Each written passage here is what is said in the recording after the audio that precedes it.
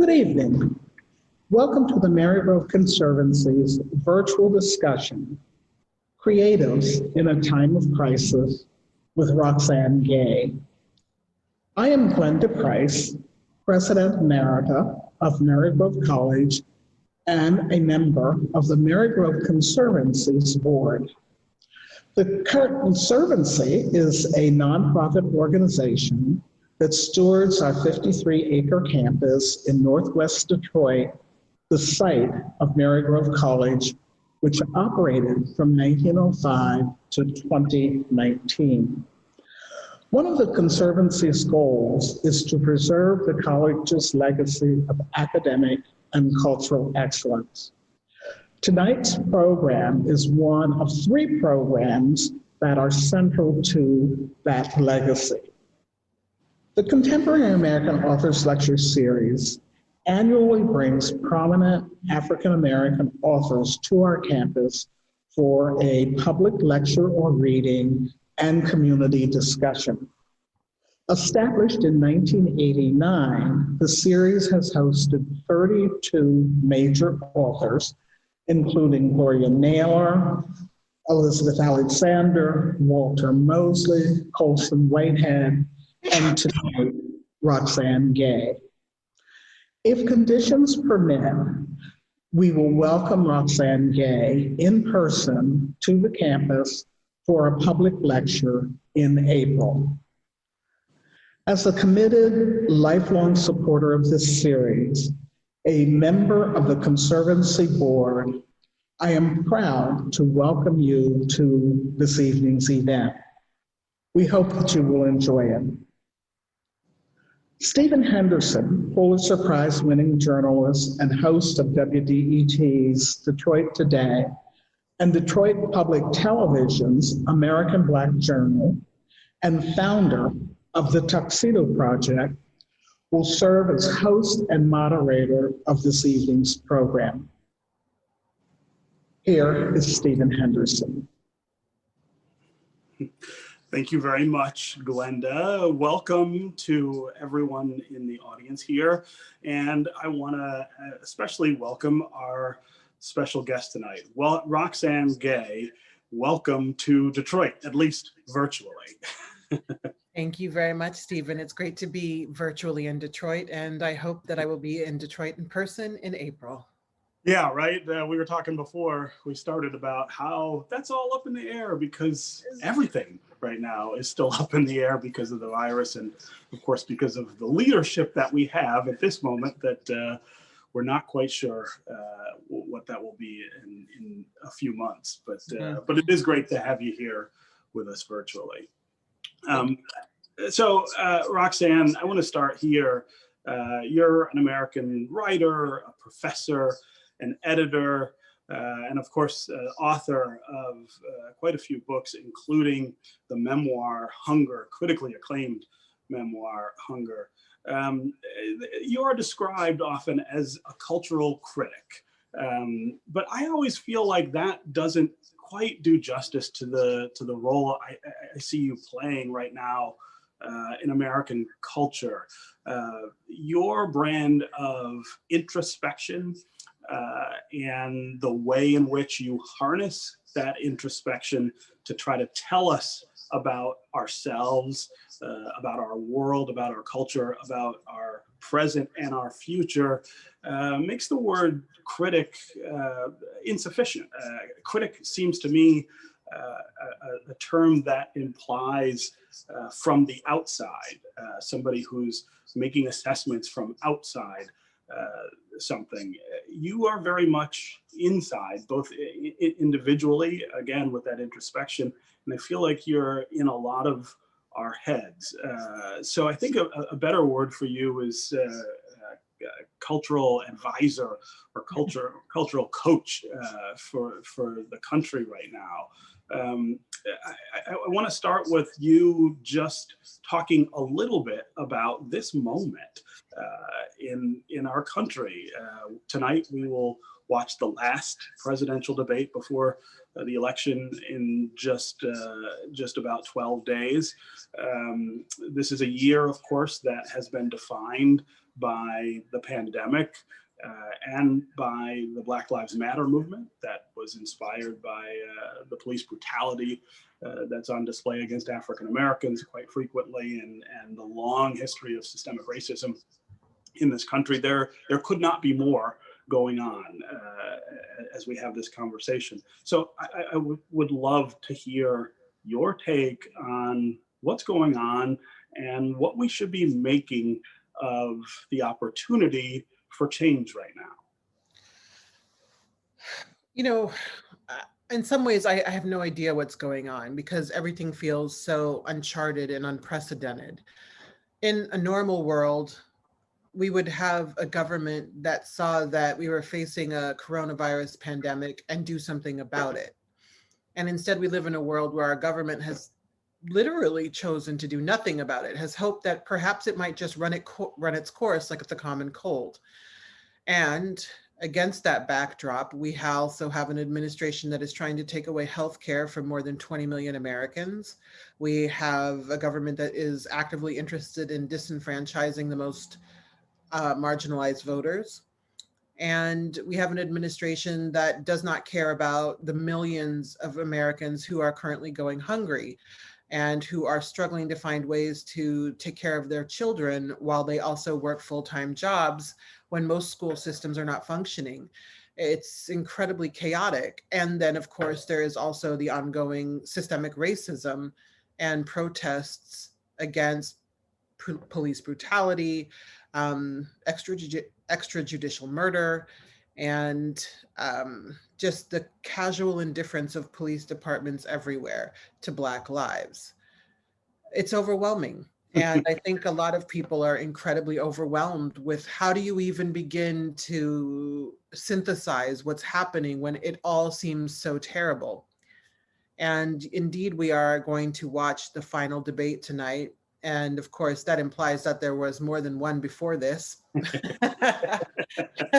There was supposed to be. There was. And I think we all know it's going to be a shit show. It's just going to be. That's a kind word. That's the most polite word I can think of for it. We know that Trump is not going to answer any questions. There's going to be no meaningful discussion of the issues that are actually facing us. I think that Biden is going to do his best to answer, and he's up to the task. But it feels like spectacle, and it's incredibly disheartening that this is where we're at. And as a writer, it's incredibly challenging to begin to know how to narrate this current moment. Yeah. You said recently that we live in an age of inelasticity. It's a word I absolutely love. But that implies some pessimism too about the moment. And I think you were talking about this kind of racial moment that we're in when you said that. Are you really that pessimistic about what's happening or the chance to build what's happening into meaningful change? Well, I think I'm being realistic, not pessimistic. When you look not only at race, but at every major issue we're dealing with, people are deeply entrenched in their positions. And I include myself in that. I believe what I believe. And you're never going to get me to believe that Black lives do not matter or that women don't have the right to make decisions about their bodies. And so I think that as the country becomes increasingly polarized, we become increasingly committed to those polar positions. And that means that we're not having a lot of productive dialogue. As we look ahead to the next several months, if Joe Biden and Kamala Harris do indeed win this election, as they should, but may not simply because of corruption, they're going to potentially have to deal with a Senate that is Republican-led. And we all know that no legislation is going to be passed. No judges are going to be confirmed, potentially for up to 8 more years, even if the Democrats are in power, which means they're not actually in power. And so I think it's important to be realistic about what that means and to be realistic about how much change is going to happen under someone who is a committed centrist when we really need radical change in so many communities. Uh, I am not optimistic, but I'm trying to be. I'm desperately trying to be, because I know that without optimism, we don't really have anything to work toward. Yeah, yeah. Are there things about this movement this summer that give you hope? One that has stuck out to me, and it's a stat I've been quoting everywhere I go. I think I read it in the New York Times. 23 million people have participated in some form in BLM protests, which makes it the largest social movement in the history of the United States. And if you think about that, that means it's larger than the civil rights movement. It's larger than the anti-war movement against Vietnam. It's larger than suffrage. That to me says we are closer to the precipice of change, perhaps, than we've been before. Of course, you've got to harness that and employ it in a way that makes the change. But I wonder if there are things that for you say this is a different moment than past moments, and that we will get something substantive. I don't know if we will, but I am deeply encouraged by the scope of the current movement and how many different kinds of people are participating. I think we do have the broadest coalition of people committed to change that we've ever had. It's just a question of who holds the real power. Amy Coney Barrett is about to be confirmed, and for potentially the next 20 to 30 or 40 years, we are going to see people in power who, people in judicial power who stand against pretty much everything equality related. And so, I don't know, it's just so hard. Checks and balances is not working right now, but people are protesting, and the protesting is unrelenting, which is so amazing. And every single protester who has been out in these streets wearing their masks and doing their best to social distance while making clear that they're not going to let up, and they're going to continue to hold local governments and local police departments accountable. I think it's amazing. And I hope that we can find a way to capitalize on this moment and all of this amazing political energy that has been generated from the grassroots level, because it's not really happening at the federal level. Yeah, yeah. So that's a wonderful kind of foundation for the discussion that we're going to have tonight about art in a time of crisis. You, of course, are an artist and somebody who has created, I would imagine, both in crisis and out of crisis. But let's talk first about the relationship between art and crisis. It seems to me that some of the most important art, of course, comes from pain or trauma or tension, which are sort of at the root of crisis. But I guess one question is, are the two sort of inexorably tied together? In other words, is there an inherent link between great art and crisis? I think there's an inherent link between a lot of different things, and certainly great art and crisis have a significant relationship and have throughout history. When you look at a lot of the great literature, the great art, the great music that has been created throughout history, it has risen out of protest, it has risen out of revolution, it has risen out of people deciding that enough is enough and it's time for a change to come. And we also, I think, see great art that rises out of joy, that rises out of progress, because those things create possibility where previously there was none. And that's the great thing about art. There is no moment to which art cannot rise. And I think that's what keeps artists going during times like this, when things seem hopeless and where a lot of us have lost our income for the year, if not longer. The only solace is that we still get to create. Yeah. Your own work, of course, the work that I think most people identify you with, your memoir, it is about personal trauma and tension, and you're drawing on that to find hope and to find identity and strength and identity. Walk us through that process for you, leaning into pain, leaning into trauma to try to create great art. Yeah, certainly. When I wrote Hunger, I was very interested in writing a book about what it means to live in a fat body in a world that does not welcome or accommodate fat bodies. And of course, to do that required facing some difficult truths and making myself vulnerable in ways that were deeply uncomfortable. But I also knew that it was necessary. When I first thought about writing Hunger, I was terrified. And that's how I knew it was the right book to write. Anything that intimidates or terrifies me tends to be a site of really great potential creatively.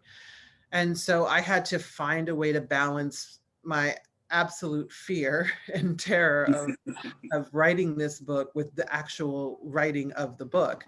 And it certainly wasn't easy, but to see how the book has resonated with people, to see the kinds of people the book has reached has let me know that, you know, I would not wish suffering on anyone. And I do not believe that you have to suffer to make art. I think that's nonsense. But I do know that something productive rose out of my suffering. And for that, I'm grateful. Yeah.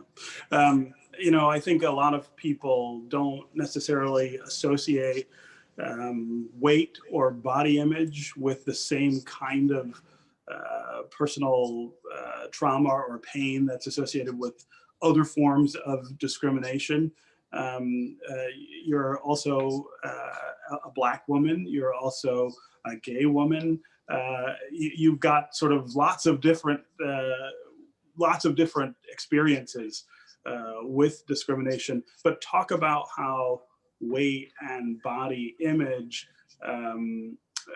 are different and have visited differently for you in terms of the way that they enable discrimination.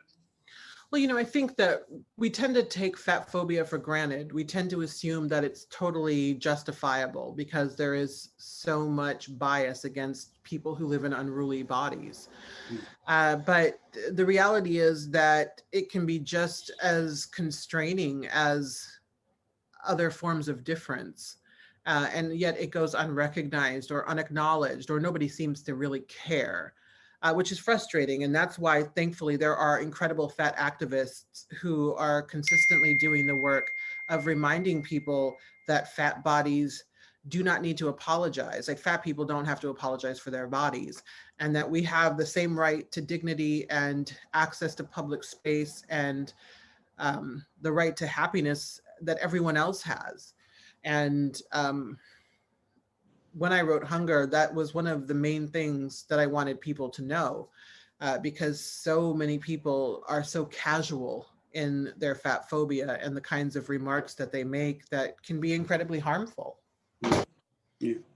And of course, intersectionality is something that we've come to understand a little better, I think, in our modern cultural discussions about these things, that people who belong to one class of discriminated against Americans often have much in league with others. Talk about the crossover there of body image and body discrimination and other forms. Yeah, certainly. You know, intersectionality is essentially this idea that we inhabit multiple subject positions. We're not any one thing. And so we have to make sure that we're accommodating all of the realities that a person might experience when we're trying to address discrimination and when we're trying to make the world a more equitable place. And so when I talk about Black womanhood, I also want to take into account the realities of fatness or disability or class background, because I know that we're all affected differently by systemic bias. And when it comes to fat in particular, it seems like, especially for Black women, when you are fat and people see you, they think of you as less than. They think of you in a desexualized manner. They think of you as mammy. There are all kinds of things, ideas and identities that people want to project on you without considering who you actually are as a person. And so you have to be incredibly mindful of that, but you have to also be incredibly mindful when you're dealing with anyone else. It's just so important to recognize that, not to be cheesy, but people contain multitudes, and it's important to account for those multitudes. Yeah, yeah. When you're doing your current work at the New York Times, which I find really interesting, it's different than a lot of the other things that you've done. It's about work and people's lives at work. Talk about how these other kind of issues that you've been so steeped in for so long influence how you tell people about their workplaces. Certainly. I edit a column called, or I write a column for the New York Times called Work Friend, and every other week I answer questions from people about their work lives. And the reality is that everyone has someone they hate at their job who hates them, or a boss who's incompetent, or they are in a toxic environment. And I try to offer the best advice I can. The challenge in offering people advice about work is that very few people are in a position to fight the good fight without consequence. The easy answer to almost every question I get is quit your job. But the reality is that very few people can simply just quit their job. And so it's challenging. And the reasons that they can't quit their job are because while they may have a so-called good job, the economy is right now in tatters. And they may not be able to find a position that will compensate them the way their current position will, or they might not be able to get a good recommendation from their current employer. Or a lot of industries are in fact very small. And so if they leave one position, they might get sort of a scarlet letter because they might be seen as problematic for leaving one job. And so I try to take all of this into account and give the most empathetic advice that I can, while also realizing that we live in the real world and it's not so simple as saying quit your job when very few people can do that. Yeah. And so how do you tell people to deal with a terrible work environment when they have really very limited options? Yeah, yeah. So, and of course, work is in the middle of its own sort of revolutionary change for us right now because of the pandemic. But I feel like so much of what has changed because of the pandemic is going to lead to permanent change in the workplace. Talk about how you're telling people to sort of look into the future of work. Or manage the future of work now that it looks so different? Well, the main thing I'm telling people is to make sure that you stick to your boundaries in all kinds of ways. With people working from home, with a great number of people working from home, that means that they now have to open up their personal lives to their employers for 8 or more hours a day. And that starts to blur the lines, and that can get really uncomfortable really fast. And so I always encourage people to do as much as you can to maintain that separation of work and home, or church and state, if you will, because you are entitled to privacy. You are entitled to have a home away from your job. And there are also a lot of employers who are trying to get their employees back into the office, where some people don't feel comfortable with that. And so I also I'm trying to advocate for people to recognize that you have rights, and that if you're not comfortable going back to the workplace and you have proven that you have no problem working from home and are equally productive working from home as you are in the office, that you can do within the constraints of your position, you can advocate for yourself to stay home. That I think a lot of people are realizing that the rules that we all played by up until the beginning of the virus are not necessarily rules that we need to play by moving forward. I think we're going to see a lot of office buildings closing down because there's simply no need for that kind of overhead. And I don't actually know if that's a good thing. I don't want to be home all day. I don't think any of us does. No, I mean, I work from home, and I have for a while now, but when I teach, I like going to campus. I love talking to my students and having office hours in my office. And it's still great to be able to do what I do via distance, but there's something that feels like it's missing from not being able to interact with students face to face or interact with audiences face to face. Like normally right now, we would be on a stage in an auditorium and we would be feeding off the energy of the crowd.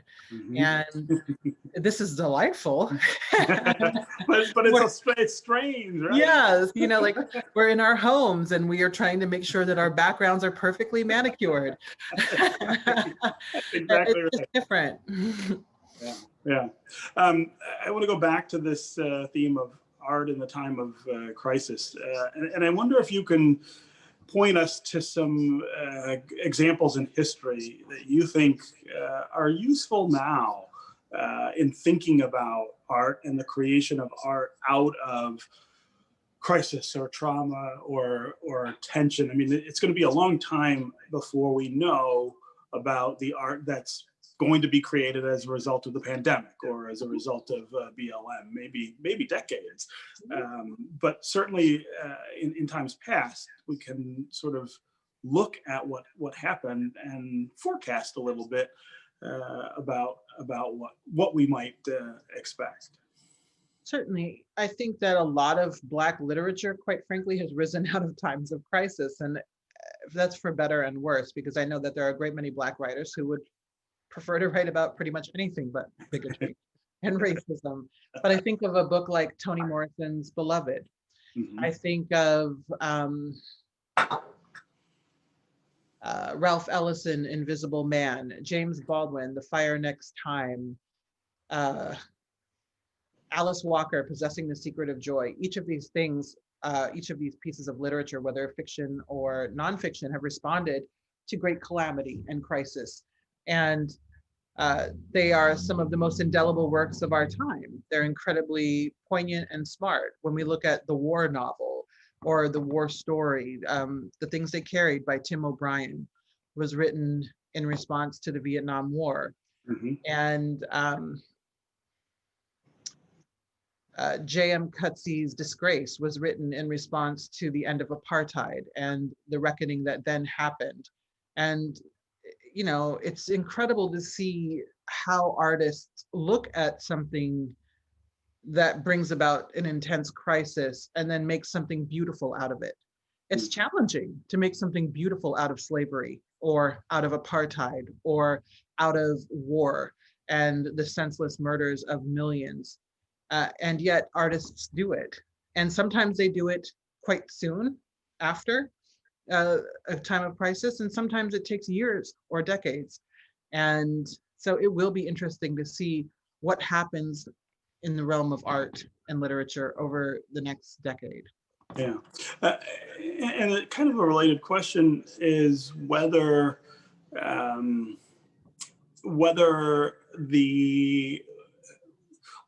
art can and does inspire change in the face of crisis, or whether change inspires the art, right? Like it's kind of a chicken and egg kind of question. What comes first and what's fueling what? It's hard sometimes to know, I think.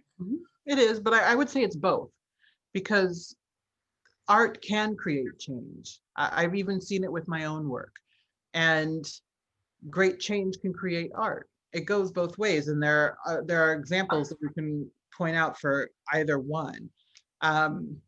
It is an interesting sort of which came first conundrum. So you said that you can think of examples in your own work. I'd love to hear you talk about that.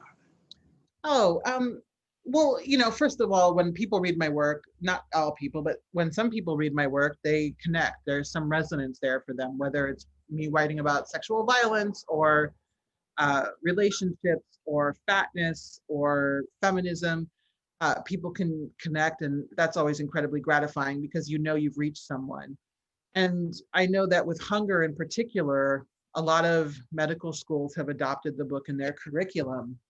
And doctors are starting to change how they work with and treat their fat patients because of that. And if you had told me that my little book would do something like that, I would have never believed you. And more than book sales or accolades or whatever, to know that doctors might treat fat people with dignity because they read my book is the greatest thing I could do with my work. Wow. Yeah.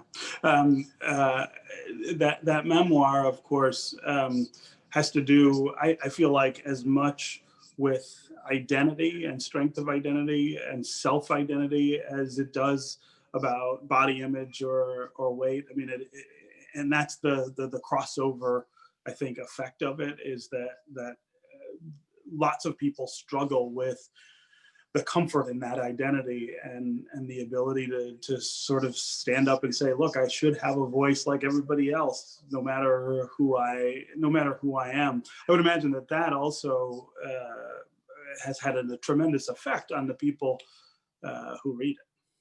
I hope so. I hope so. Yeah. I want to talk about some of the work that you've done with other writers. A lot of the work that you do is sort of gathering minds around a subject and letting them loose on that subject. And it's some of the more interesting stuff that comes out. I want to start with the anthology titled Not That Bad, Dispatches from Rape Culture, which was essays from you and a lot of other authors, including some actors. Gabrielle Union, I think, wrote an essay for that too. Tell us about that. Yes. After I wrote Bad Feminist and before I published Hunger, but after I had started Hunger, I was thinking, I'm sick of myself. I've heard enough from myself. And I wanted to be able to open up the conversation about sexual violence. I mean, certainly other writers were having it before and they will have it after me, but I wanted to put something into the world that was other people speaking to an issue that I'm very passionate about. And so I came up with the idea of this anthology because, like many women, I tended to minimize my own experience and say, well, you know, they didn't have a gun, or they didn't kill me, so it wasn't that bad. And I know a lot of people who have endured sexual violence minimize their own experience because it's not as bad as what someone else may have been through. And the reality is that it's all that bad. No matter what you've been through, it's that bad. And so I wanted to publish an anthology where people engaged with this question of, what does it mean to live in a world where rape culture is part of the culture, where that phrase even exists? And that was the only prompt that I gave writers. And I opened it up to submissions, and we ended up getting 330 submissions. And I also solicited about half of the pieces in the book. And so that's why you'll see an essay from Gabrielle Union, an essay from Ali Sheedy, essay from Alyssa Basist, and some really just incredible writers. And I'm really proud of the book that we've put together, because you see women, men, and non-binary people, trans people engaging with this and talking about their experiences with sexual violence. And the collection as a whole is incredibly powerful, intelligent, and moving.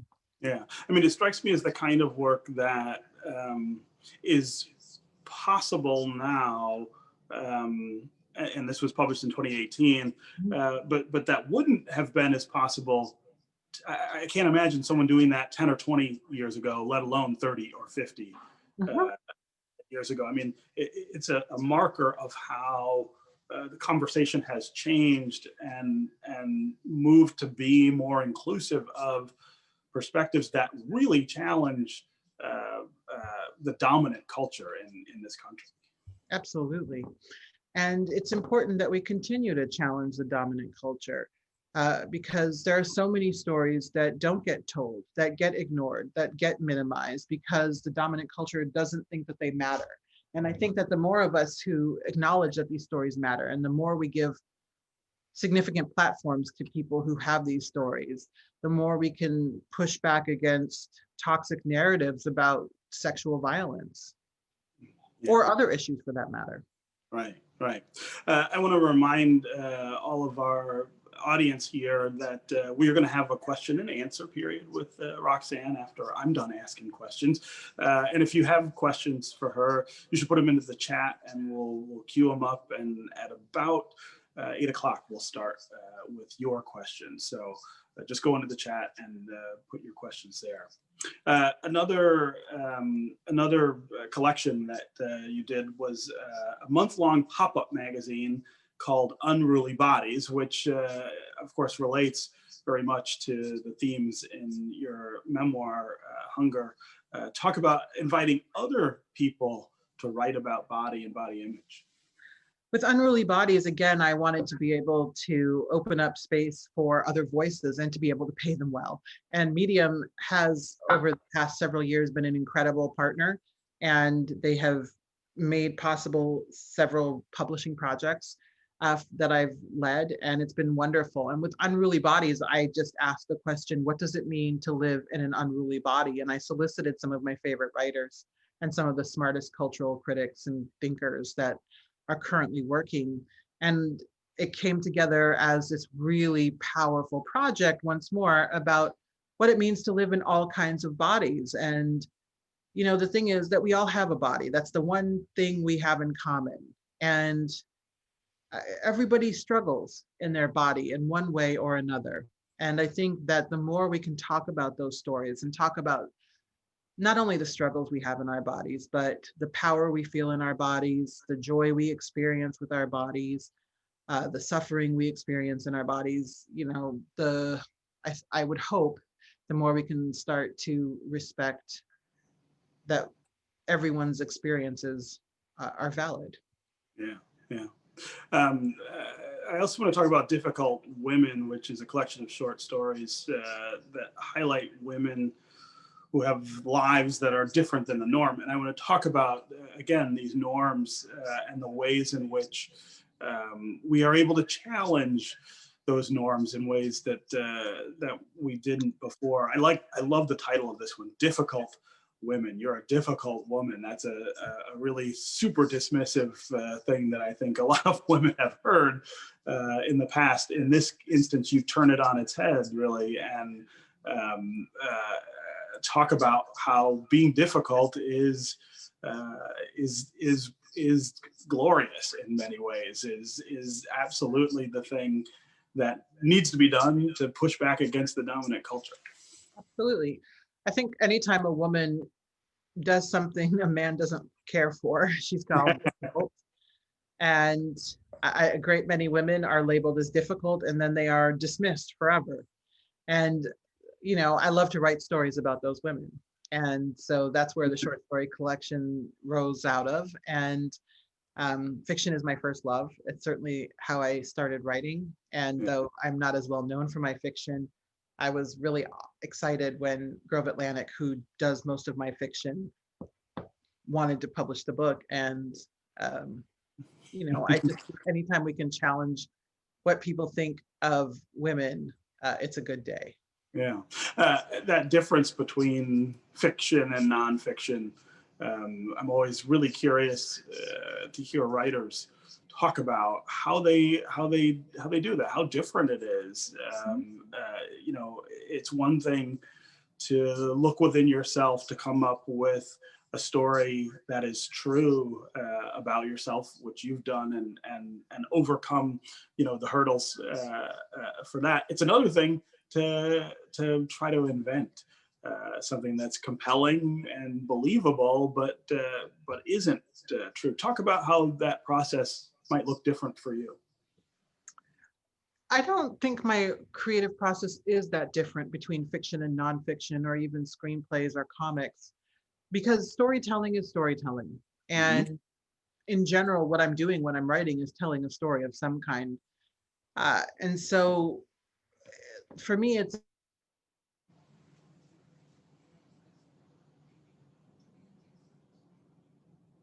trying to satisfy that urgency in the best way I can. Yeah.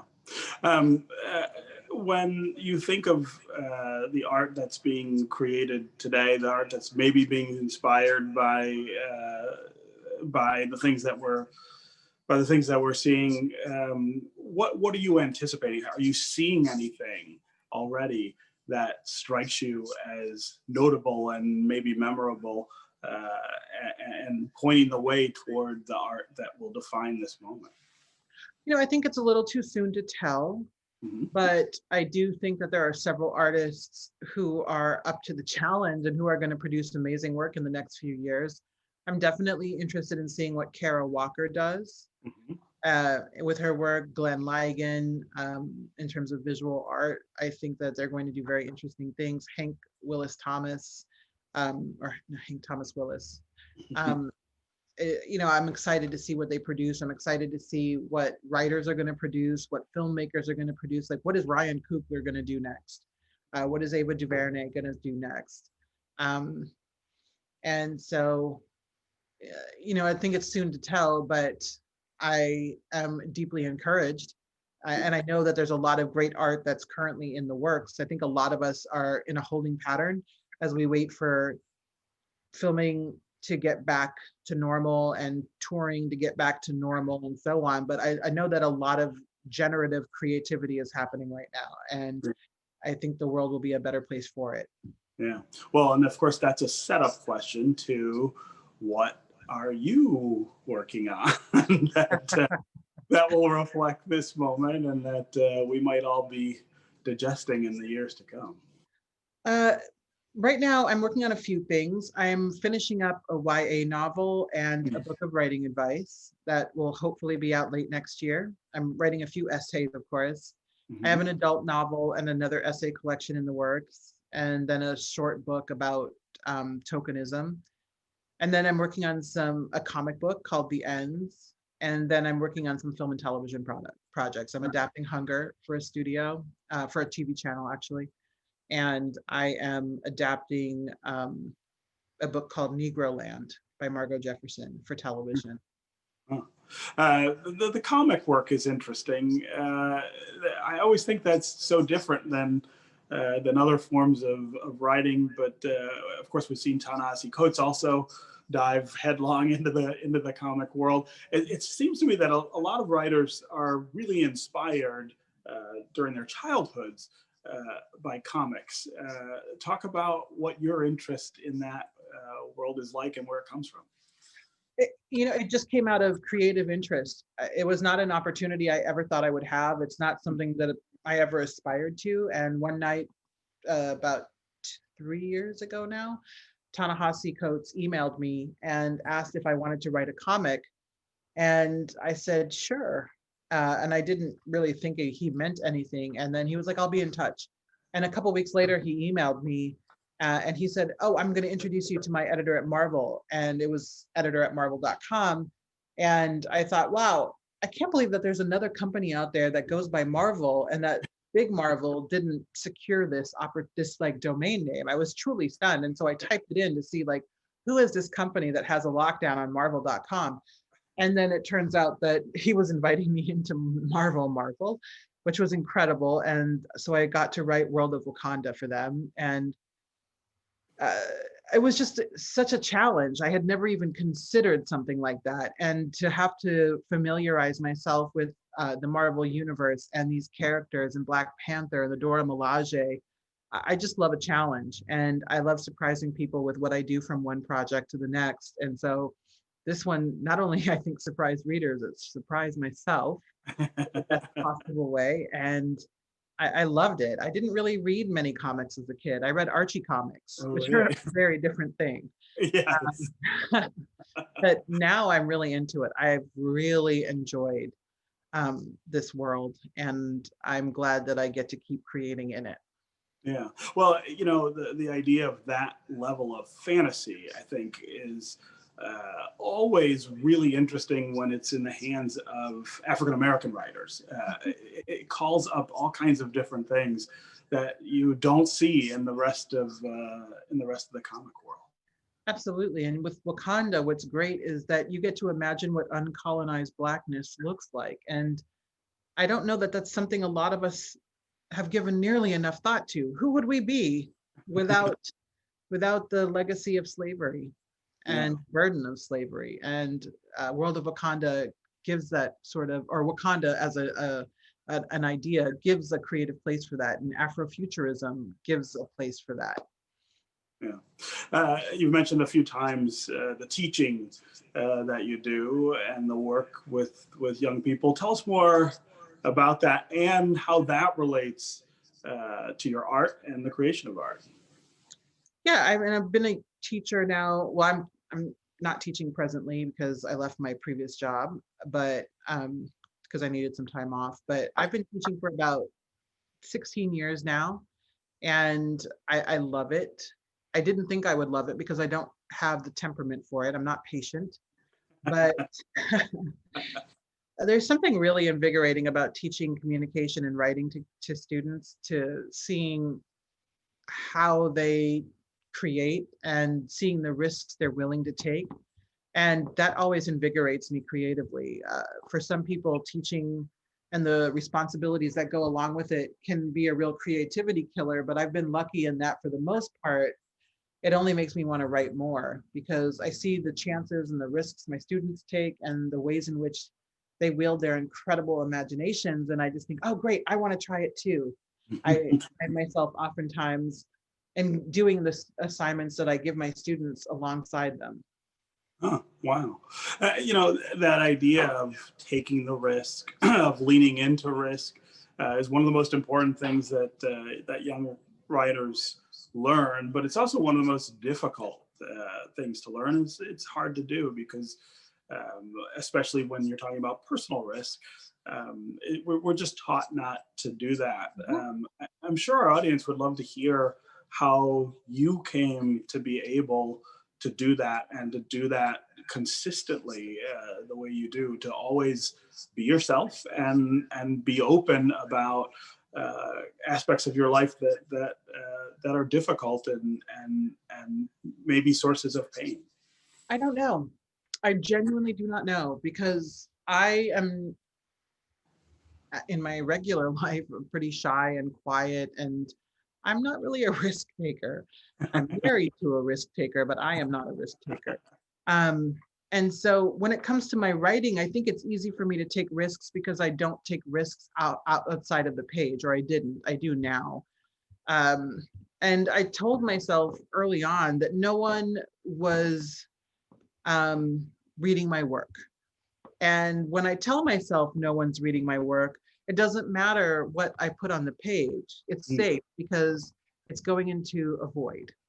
And that's how I started to develop. I think courage is a stretch, like a little overly valorizing.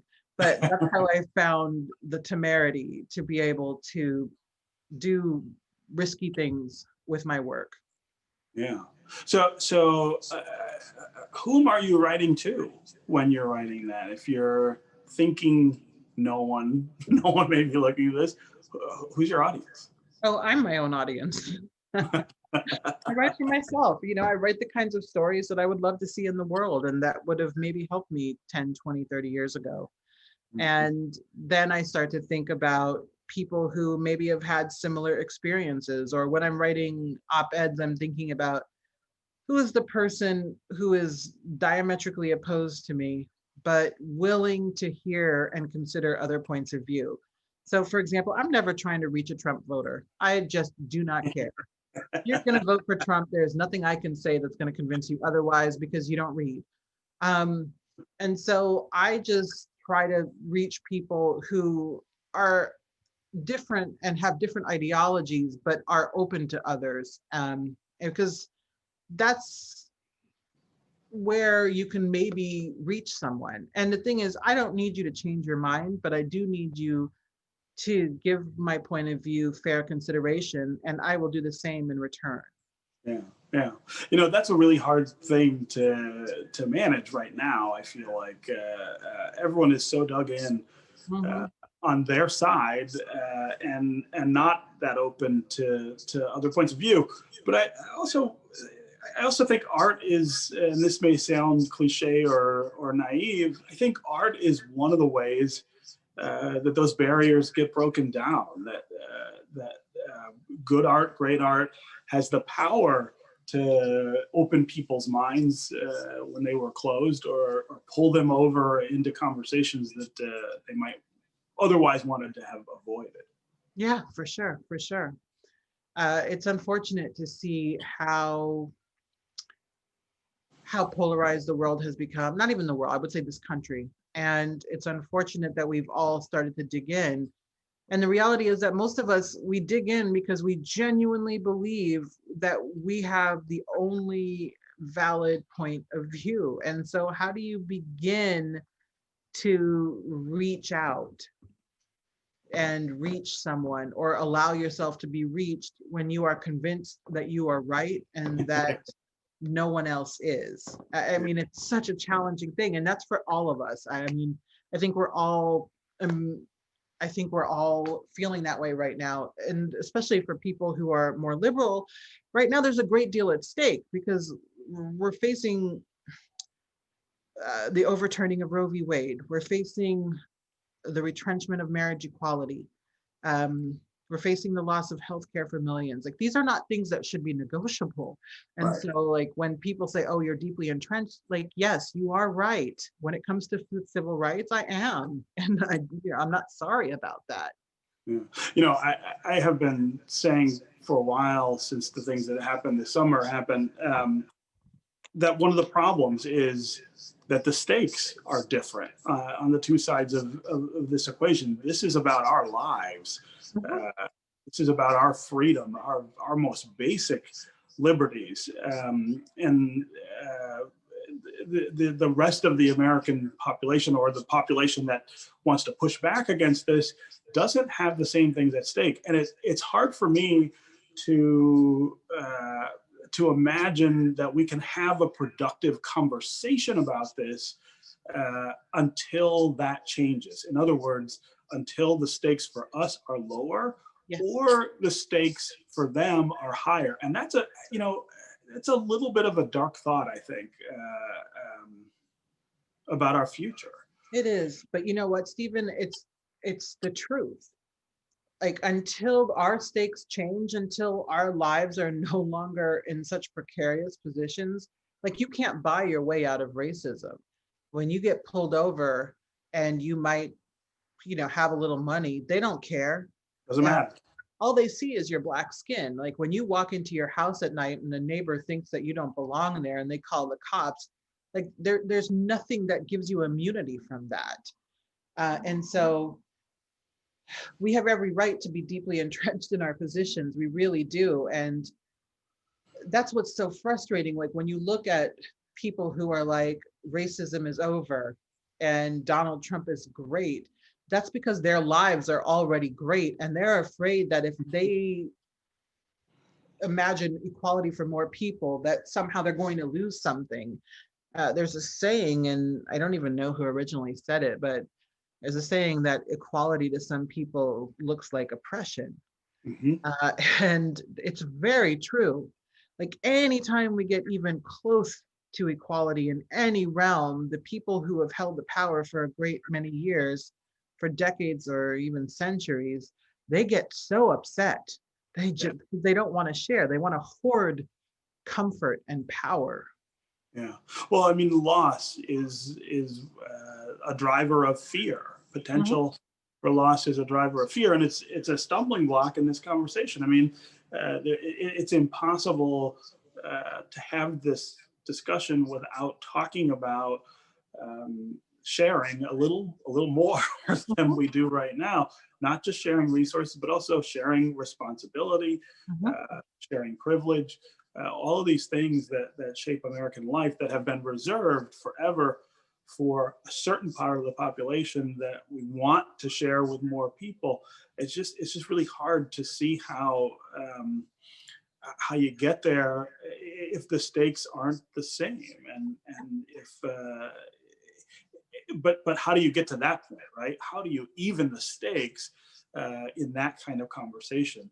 I think that's where the darkness comes in, and that's where I fear for what will happen, no matter what outcome we see in 12 days. People are fearful. And They are. And one of the things that I think we all need to be deeply concerned about is that there should be no two sides to a pandemic.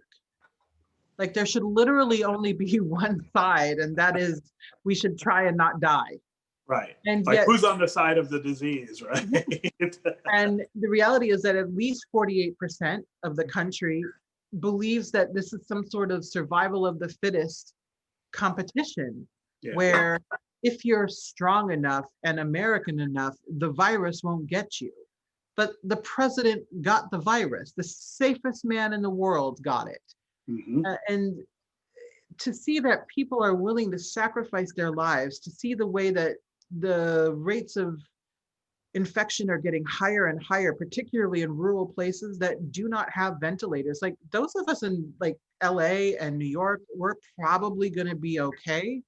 But the people in rural North Dakota with 2 ICU beds, like you're not going to be okay when Yeah. this disease starts to ravage your small town.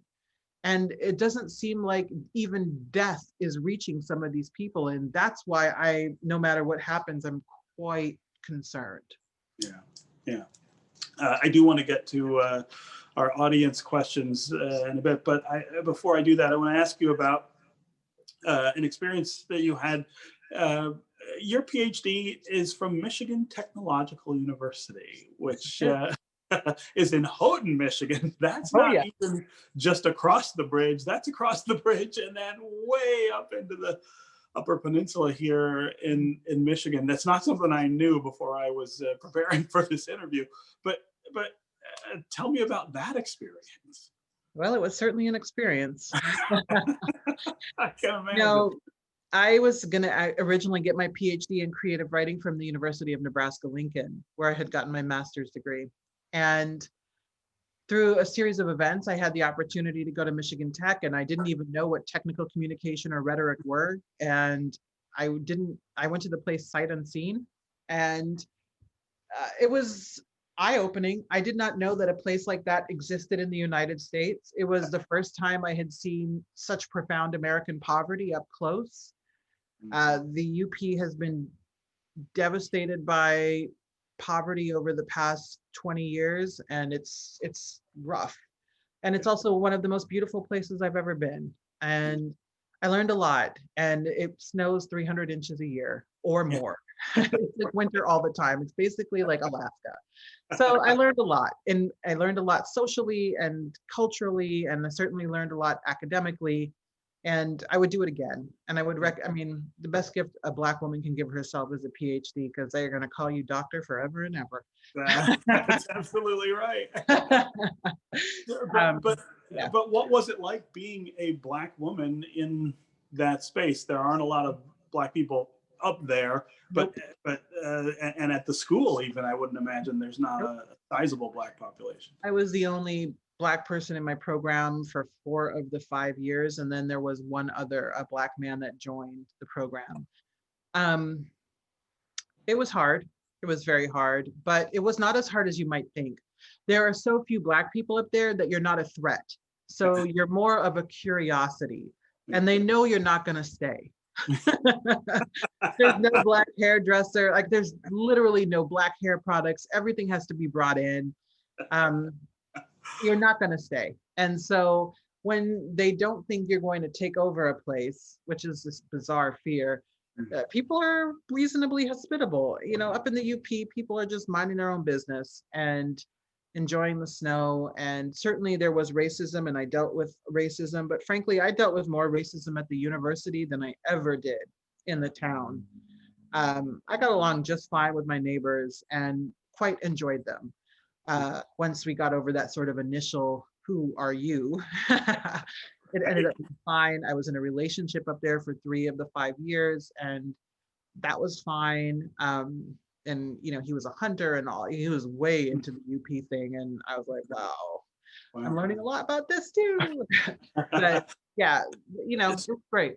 So you said that it was harder at the university. What did that look like? You know, anytime you're a Black person in a reasonably elite space, people don't think that you got there via the meritocracy, but everyone else did. Yeah. And so, you know, there was one of my classmates who was very insistent that I was the affirmative action student in the program. And I could say something bitchy right now, but I won't. And, you know, to always have to encounter that attitude while working so hard and starting to publish, and certainly even by the time I graduated, out publishing not only my fellow students, but my faculty, and to still be looked down on, it's challenging. It's really hard to think that you should continue with the work you do when you're never going to be accepted by the people who are supposed to be your peers. Right. It was really hard, but I also made some of the best friends that I will ever have, and we remain friends to this day. I had an amazing cohort, and we all sort of got through the program together, and we made, you know, it's great to be in touch with them still. Yeah. Yeah. Okay. I do want to get to some of our audience questions, and remember, if you have audience questions, just put them in the chat, and I will read them to Roxane. I'm going to start with Sean, who is asking, what is the public role of feminism in the fraught moment? I don't know that feminism has a specific role in this moment, other than that I think people need to, I think a feminist approach to dealing with this current moment would be incredibly useful. I think if more people were intersectional in their thinking and in their attitudes, and if more people believed in equity and equality, we might be able to adequately deal with a lot of the current problems. Yeah, you know, one of the things that I've seen here in Detroit with the BLM movement in particular, and of course BLM was founded by women, which makes it really different than previous civil rights movements and activism. But the role of young women in the activism here in Detroit has been not just noticeable, but overwhelmingly so. I mean, you can't miss. And I think that's a little different, right? That's a sign of some progress. That's a role that feminism, I suppose, has played in civil rights over time, right? Well, I think that young women have always been at the forefront of most social movements, and young Black women in particular have done a lot of that work. When you look at the protests happening in Nigeria right now, they are primarily led by young Nigerian women. And I think that is something that we need to talk about every single day, because they're up against a lot. You know, we take for granted our right to protest here in the US, and certainly we deal with militarized police who tear gas us and things like that. But in Nigeria, they're murdering protesters. They're doing so without consequence. And so I think that, you know, I don't believe in sort of trauma comparisons, but what those young women are dealing with right now, and that they're continuing the fight, is incredibly impressive and powerful to me. And when you look at what young Black women have done in this country, I'm so thrilled to hear that it's happening in Detroit too. It's certainly happening in Los Angeles. And I will say it's young women from all races and ethnicities that are actually really doing the work. But I always try to highlight the work of Black women. But there are young Latina activists in LA who are kicking ass. There are young white activists. And it's deeply encouraging to see that women have decided, you know what, enough. We are going to deal with this today. Yeah, it's great. Yeah. Question from Denise. Who and what are you reading right now? Right now I'm reading a book called Leading is Not the Hardest Part. I might be getting the title wrong, by Lauren Huff. It's out in April 2021, and it's a stunning memoir in essays. It's so moving. I ended up crying last night as I was reading the book. It's that powerful and that beautifully written. And I also am reading Just Us by Claudia Rankine, which is a book about her talking to white people about racism. And it's interesting. It's interesting and in a good way. And what's the other book that I'm reading? Oof. You're one of these people who's reading like lots of different books all at the same time. Well, how do you find the time for that? Right now I'm reading a lot of books because I'm on 2 awards committees this year. So I was the chair of the National Book Foundation fiction committee. So I had to read all the novels this year, which was great. And now I'm doing a nonfiction award, the Galbraith Award for Penn, alongside some other incredible writers. And so now I have to read basically every nonfiction book published this year. So yeah, I read a lot. Yeah. Oh, that's right. That's good.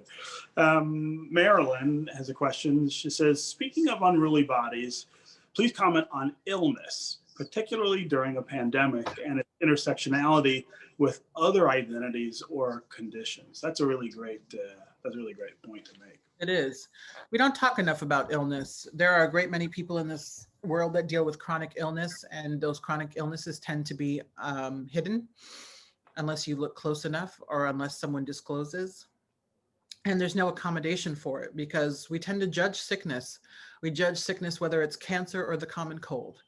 And when you look at the kinds of people who get sick, that's when intersectionality really comes into play because, for example, Black women's health is something that is woefully under-researched.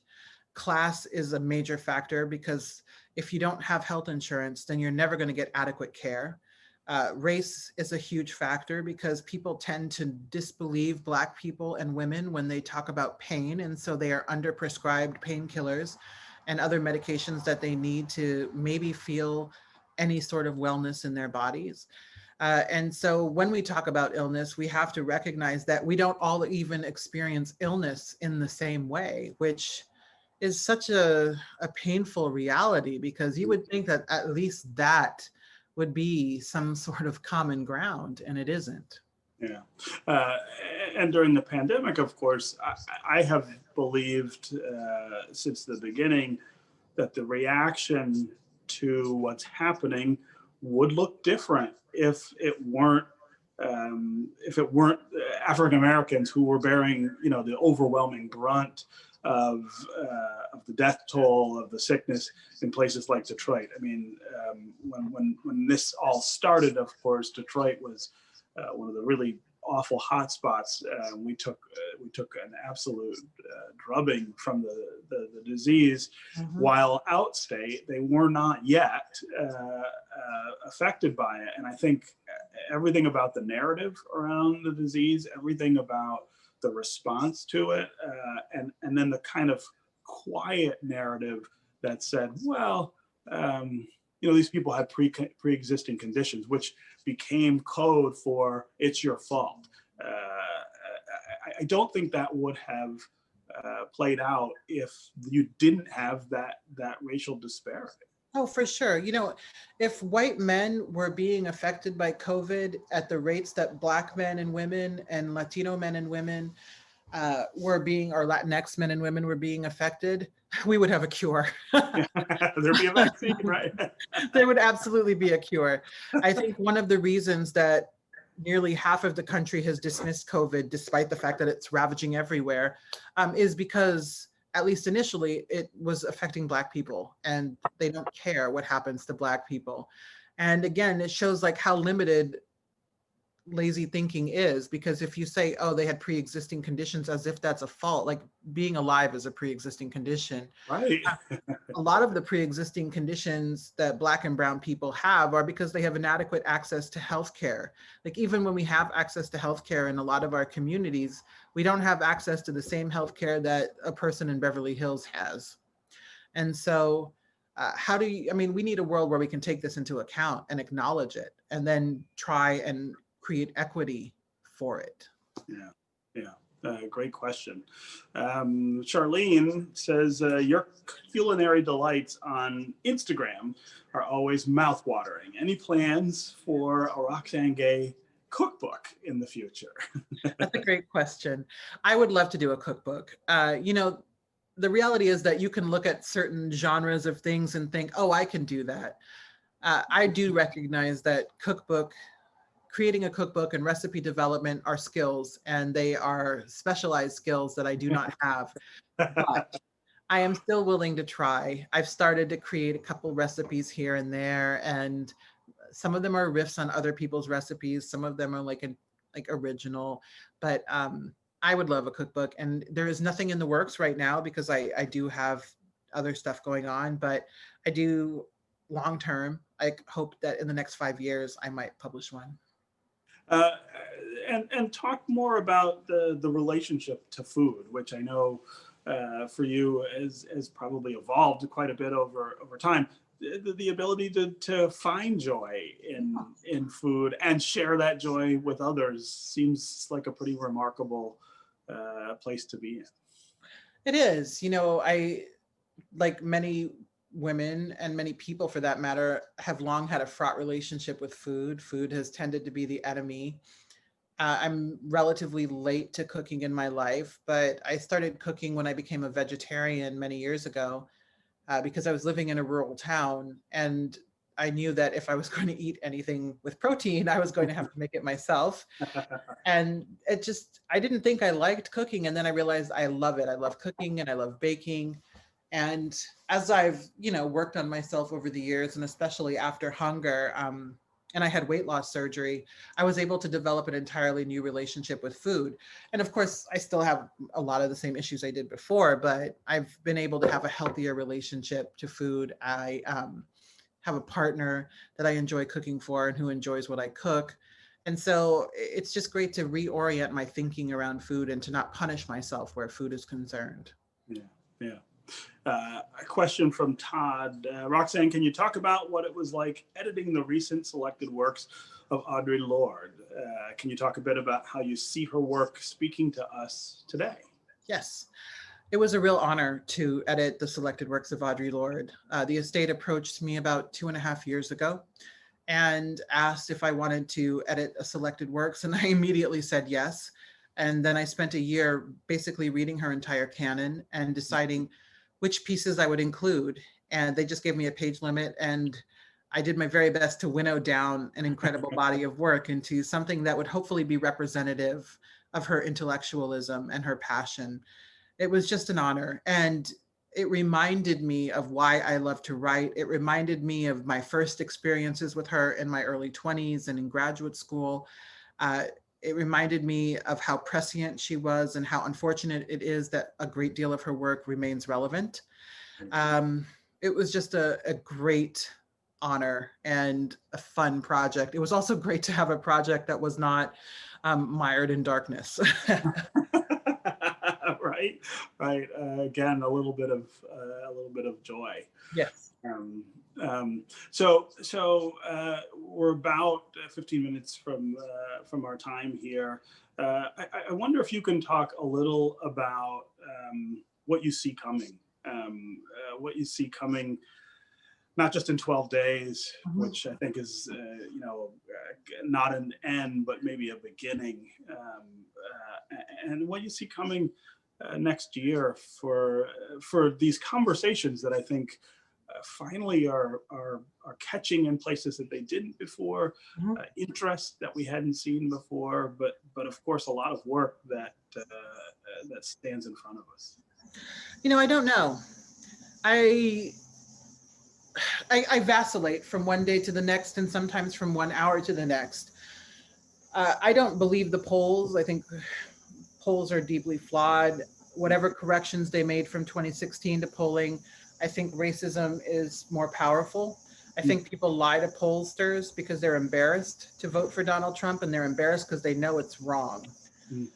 But some days I think that Donald Trump is going to lose in an epic fashion. I think that he's going to lose in an unprecedented way. And that's the way it has to be. Like, Joe Biden has to win decisively so that he has no standing to contest the election results, because we all know he's going to contest the results.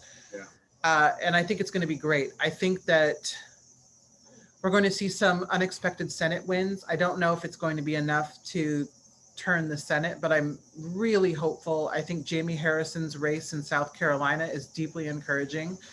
I've used that word too many times tonight, but here we are. I think the race in Montana is interesting. I think Joni Ernst is in a tough race in Iowa. I really, really hope that we see the change that we need to see. I think it's going to take a decade to undo all of the damage that Donald Trump and Stephen Miller and his administration have done. But we have to start. And we have to recognize that any start is better than what would happen if Donald Trump is elected. If he's elected, I think it's going to be a grim time. And I think for the first time, we're going to see a lot of people who just leave this country, because why would you stay in a country that is organized in a way that a disproportionate number of rural white people get to decide elections in a country that is largely populated by cities and suburbs? And I have nothing wrong. I'm from Nebraska, so let me be clear. There's nothing wrong with rural America. And if you're not racist, there's nothing wrong with being from rural America. But when you look at like the thousands of people that gathered in some town in North Carolina last night without masks and are like so proudly pro-Trump, like you have to think, Jesus Christ, like something is wrong here. And Donald Trump is not up to fixing it, whatever that thing is. We need a president who can fix it, or who can at least acknowledge that the problem exists. Because I don't think Joe Biden's going to fix anything, but I think he's aware that the problem exists. And that means that progress is possible there. Yeah. But when we talk about the work that needs to be done, I mean, a lot of it, of course, is about government and the form of government and the way that government is designed, I guess, in this country. But it seems to me that there's also a lot of cultural work that we still need to do. I mean, you're talking about, for instance, rural America, rural white America, and the way that these really antiquated and awful bigoted notions still have such a powerful hold on people. It seems to me that that is the frontier of the work, as much as changing the government to be able to deal with things. It's not enough. We do have to change the way that we know one another in this country, and I don't see how that begins to happen unless a bunch of African Americans up and move to rural parts of Michigan and Nebraska and Montana. That just doesn't seem like it's going to happen. Oh no, it's not going to happen. And it shouldn't for a lot of reasons. We shouldn't have to move to places that are not healthy for us in order for this country to change. Like that should not, we should, like, Black people have sacrificed enough. Yeah. And we shouldn't have to do it again. Yeah. We've got one more question here from David. He'd like you to comment on incarceration and incarcerated people. Yes. And how they fit into your thinking about intersectionality. We did not talk about incarceration. That's a great question. Even though it took me a long time to get here, I actually believe in prison abolition. I don't think that prison is working. And I don't think that prison makes us a better society. And I struggle with saying that. Like, I struggle because when someone murders a child, when someone murders anyone, when a woman is sexually assaulted, when a man is sexually assaulted, when someone commits a crime, there should be a punishment. And sometimes that punishment might mean that you need to go away. But the carceral system disproportionately imprisons Black men, oftentimes because they can't afford a good lawyer and because the judicial system is predicated against them. And so until we can fix all that, then nobody should be in prison. And, when serial killers are a thing, you think, well, that's not going to work. But the current system isn't working. It's not a deterrent. And I don't have a solution for what the new system should look like. But I do think that we need to rethink our judicial system and the prison system.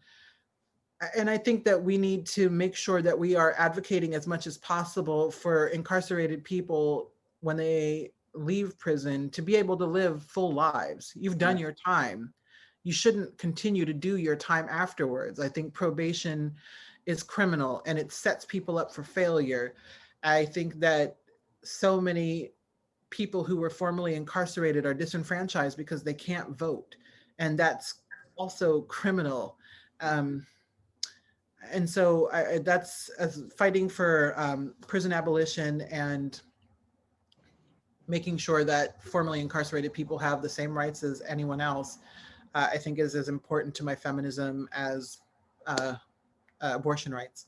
Yeah, yeah. And when you think of it, it's not just prison, which is the back end of the system, is the front end of the system. I mean, you know, of course, people are talking about quote unquote abolishing the police, which again is not about just letting people commit crime without consequence, but it is saying that the police are not the proper response to that, that they are as much of a problem as the crime itself. And again, I think the question is, how willing are we as a nation to really go down that path? That is some really radical stuff for lots of people in America. If you don't live in a city where this is, where you're a victim of this kind of thing, or your kids are, or your friends are, it seems very radical. It is radical, you know, but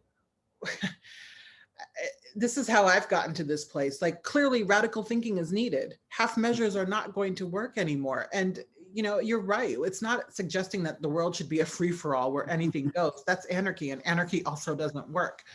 But when you have Black men sitting in prison for decades because of an ounce of marijuana, when in California now it's perfectly legal and pretty much anyone can open a dispensary, it just doesn't make sense. Something is wrong.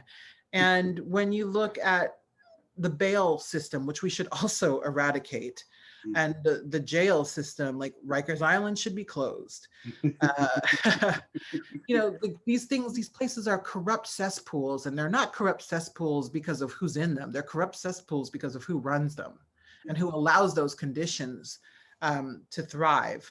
And so, as radical as it might seem to defund the police and to abolish prisons, it's just what needs to be done. And I think that we have to all challenge ourselves to figure out something else, figure out something that might be more restorative and rehabilitation focused.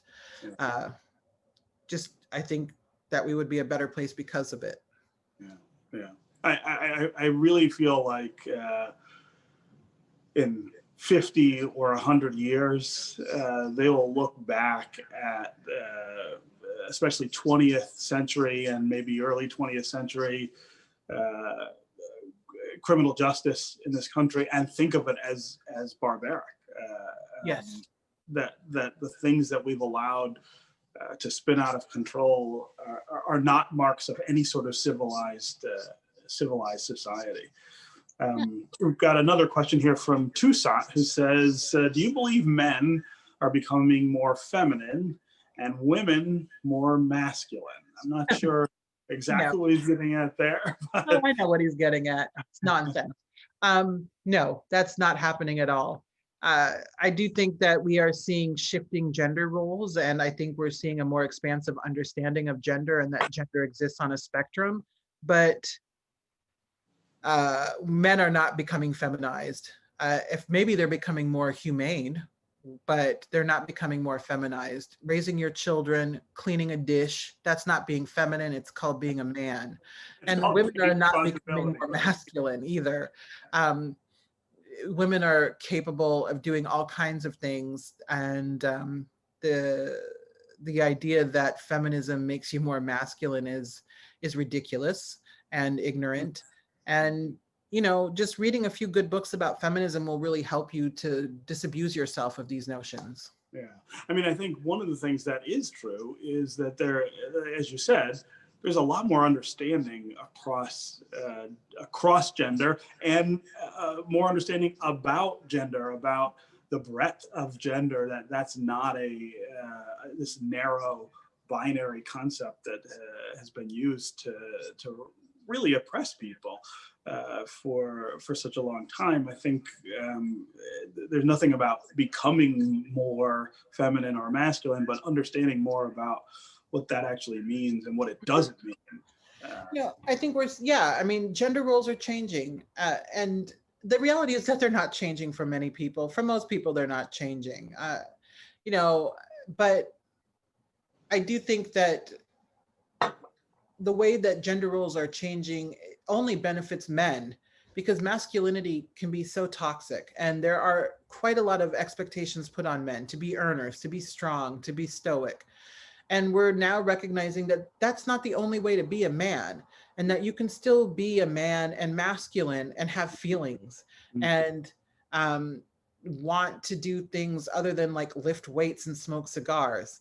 And that's the most reductive thing I can think of. But I do think my point is clear. You know, when we create more space for people to just be people without emasculating men or putting women into narrow boxes, everyone is happier. Truly, everyone is happier. Yeah. This is going to be our last question because we are almost out of time. But Sheila asks, what is your favorite guilty pleasure? That's a great question.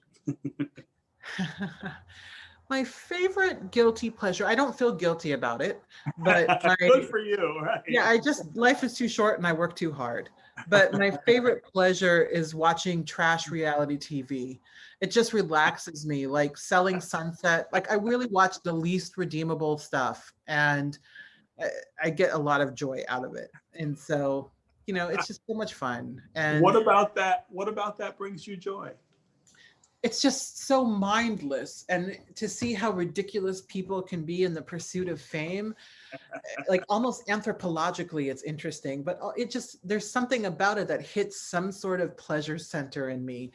And like 90 Day Fiance the other way. I'll watch anything. I don't care. I'm here for it. That is a great detail to know about you. Yeah.